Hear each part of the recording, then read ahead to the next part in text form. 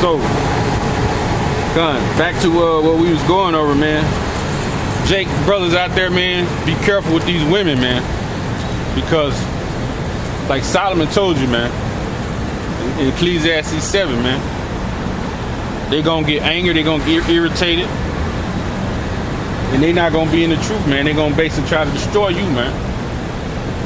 You know? You got one, Luke 14, Yeah, it's Luke 14, 26. If any man come to me and hate not his father and mother and wife and children and brother and sister, yea, and his own life also, he cannot be my disciple. It says hate your mother, father, and sister, meaning you dislike, they're not basically in the truth. So you dislike it, what they doing, you know, like the living in the world and caring for the world. It's a strong dislike you have for that. And also you have to hate your own life too, man. Because we in slavery right now. This is not the kingdom for the Israelite man. This is slavery, man. We serve in servitude. We got social security numbers, man. We were brought over here and haven't been let go yet. So you're still in slavery. Go ahead. And whosoever doeth not bear his cross and come after me cannot be my disciple. Bear his cross meaning what? You got to go through these afflictions and these sufferings, man. You got to go through the sufferings and afflictions just like the Lord did. You're gonna be tried. You're gonna be tested. When you read in Sirach 2nd chapter, you ain't gonna come in the truth and then it's just gonna be easy for you. You're gonna be tested. Soon as you get this truth and you receive it and leave, man, you're gonna be tested, man. Yeah. You're gonna be tested. That brings balance, man, when you get tested. You know, that brings balance, man. You know, you gotta go through it, man. Some brothers might not go through as much as others. Some brothers might not go through theirs at the same time, on the same day, but believe me, you're gonna go through it, man. This 1 Peter 4:12. Beloved, think not it strange, the fiery trial which is to try you, as though something strange thing happened to you. Happen unto you. I mean, that strange thing could be anything. Like you get out of bed, man, and hit your toe on the bed at night. Boom! You know, that's like, oh, you know. You gotta start thinking, man, what did I do? Oh man, Brakatah how shot, man. You know, it's lucky if I didn't done anything wrong. And that's part, you know. And another thing, part of the fiery trial is that woman stealing your Bible when you're trying to read it. Mm-hmm. She's like, man, I can't believe she took the Bible. That's to try you. But if you give in to her, then you out of there, man. It's all to try you, man. Till you start, she wasn't studying the Bible, right? But as soon as you pick it up and start reading it and start cutting up with it, she steal the Bible. You see? She steal it and don't even give it back. Then you also worried about her putting your business out there, some personal business of you, man. Hey, like just telling you, man, you're going to be persecuted, man, for Yahweh Shai's sake, man. You're going to be talked about. You're going to be called this, called that, lied upon. That's just a test, man. You know? And then you was warned that the test was going to come. Hey, look, this is going to happen. This going to happen. Hey, just know. Send your prayers up, man. You know? You know, whenever you think about it, Brakatah Yahweh Shai, constantly. You know? Reading, like the brother, the head Indiana brother made a statement. He said, man, when you read these scriptures, this is an actual form of prayer too. Read. So you got to stay reading too, man. Like it's like the brother just said, you got to balance, man. This is all balance. You got to get tried. You got to read. You got to pray. This is what it is, man. It's no joke.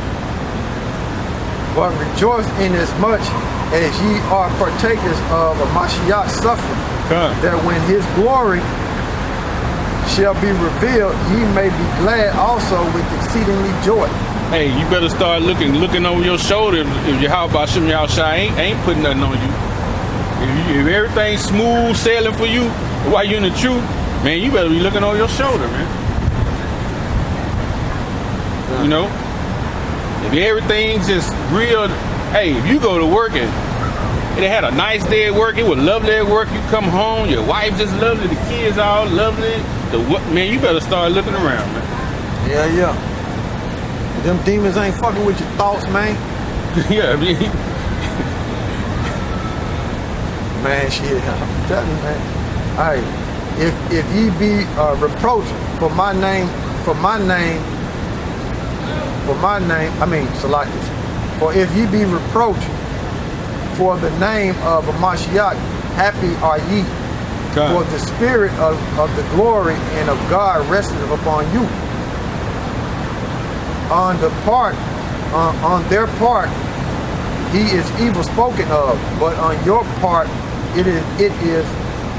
but on your part, he is glorified. God.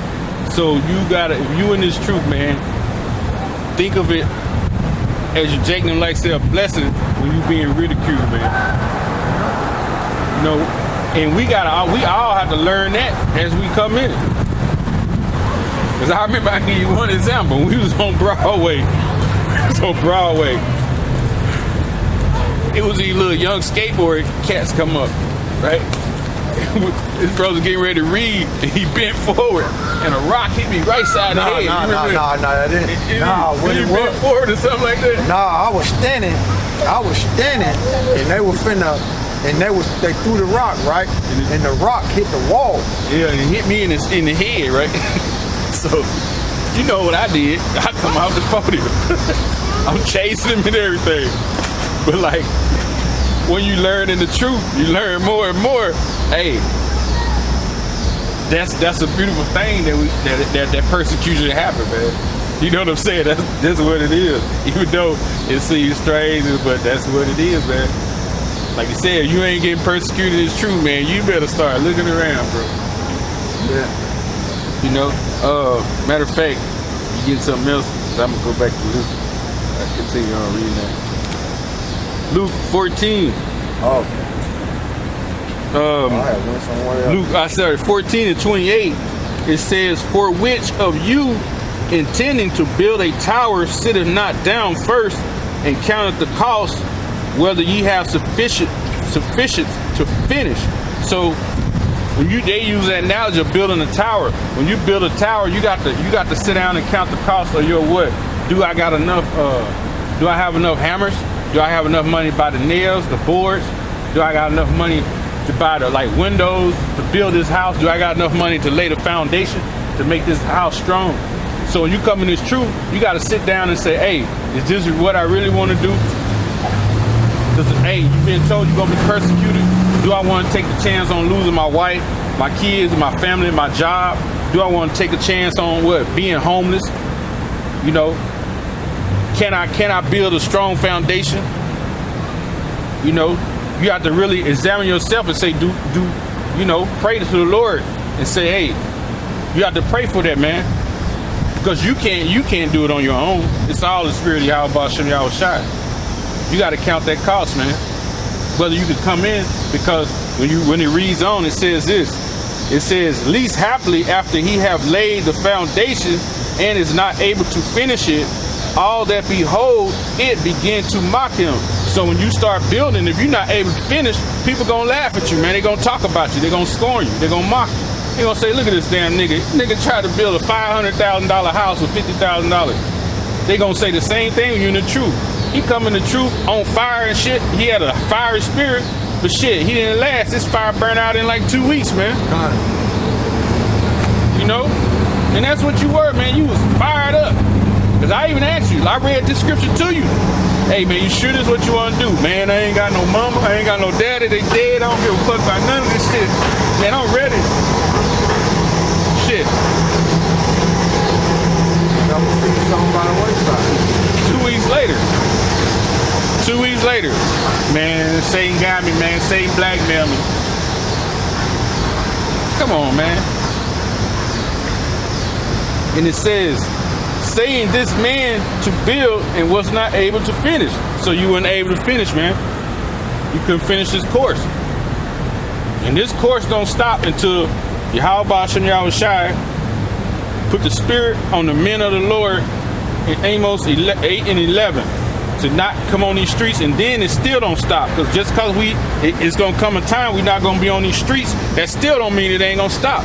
We just not gonna be on the streets. You still gonna have to pray. You still gonna have to stay reading.